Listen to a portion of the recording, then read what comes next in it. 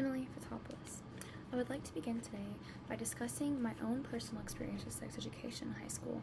Long story short, I didn't have one. My week-long health awareness course focused more on preventing me from flunking out of high school and above all stressed abstinence. Planned Parenthood addresses what abstinence education is in a 2015 article. Abstinence-only education wishes to promote that sex outside of a marriage is unhealthy and will promote psychologically harmful effects. Also in this article, it discusses another form of sex education, known as comprehensive sex education. Comprehensive sex education is known to be a higher success rate because it offers a variety of safe sex practices such as contraceptive use, STD prevention, and how to address teen pregnancy rates globally. Today I will be sharing with you why we need to address abstinence-only education as a failure to our public school curriculum. There are 3 reasons that abstinence-only education is a failure to our students: is that it fails to prepare students for real-world situations, it fails to address the growing problem of teen pregnancy, and it chooses to promote Christian ideologies over statistical facts. I will first be speaking with you all about how it fails to promote real-world examples and prevent students from being in harmful situations. In a 2007 article published by Douglas Kirby interviews 54 different programs such as STD clinics, family planning clinics, and above all, and most importantly, public education systems, and sees which form of sex education is the most effective. In his findings on abstinence-only education, he finds 3 things. Abstinence-only educational systems are ineffective in delaying sex.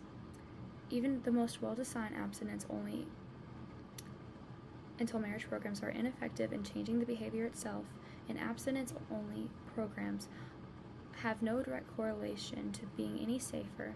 Thus is the need to implement comprehensive sex education practices. In knowing this, it is clear to see how ineffective abstinence-only programs are, and it is clear to see why we must change these programs to protect our students. I will next be talking about how religion has played a key role in abstinence-only education systems and chooses to promote these over statistical information. In a peer-reviewed book by Mark D. Regeneris in 2007 titled Forbidden Fruit, Sex and Religion in the Lives of American Teens, he states the direct correlation of sex education and sex education and religion.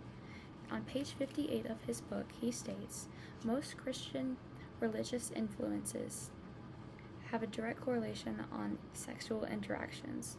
Although church and state are separate entities in America, it is clear to see that abstinence-only education and religious influences are related. What he means by saying this is that it's hard to not take into consideration that abstinence-only situations in religious terms and abstinence-only education that promote inherently the same practices cannot be distinctly related. After speaking with this, I would like to now address another scholarly article published by Catherine and David Hall in 2010 that states that 18 states currently hold a level 3 abstinence-only education, and that is the most strict form of abstinence-only education. Not only this, but 10 of those states are Southern Bible Belt states. While this may be merely coincidence to you all, it is not hard to see the direct correlation that states that hold Southern religious legislators also are implementing level 3 abstinence-only educations. I would now like to address a common objective found in abstinence-only educations and comprehensive sex educations. In the same scholarly journal article published by Catherine and David Hall in 2011, it states an astounding finding that most of you all can think of today. They say that some people will argue that by implementing safe sex practices into sex education, it may actually promote the behavior itself and have catastrophic effects. States such as the state of Tennessee that we are currently in took took these matters into their own hands with House Bill 3621, which can be found on the Tennessee Capitol website published in 2012. This bill would then change the sex education systems and state that teachers were no longer allowed to say the word sex in sex education. There could be no mention of comprehensive uses, and it would not even have to be factually correct. To see if this actually had any effect, we will take the statistical data found on the same website and compare the two. In 2011, the rate of teen pregnancies in the state of Tennessee was roughly 92,000. To compare to compare this, we will see that in 2012, a year after the reform bill had been passed, that the percent of teen pregnancies had risen already 600 to 92,600. We can now see that there is a direct correlation with abstinence-only educations actually serving to hurt our students. This is why we need comprehensive sex education. I would like to end by talking about ways that we can change this. As I stated before, children are having sex as young as the age of 12. Do you think that these children who may live in Southern Bible Belt states have any idea what they're doing if there's no one telling them what's right and wrong?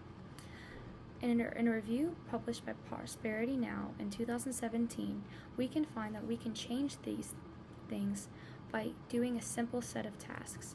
We can call our representatives and directly ask them to change their legislation. We could even implement our own forms of petitions and ask for things to be changed, and we can attend town hall meetings. It is not hard to change things that we believe so direly in.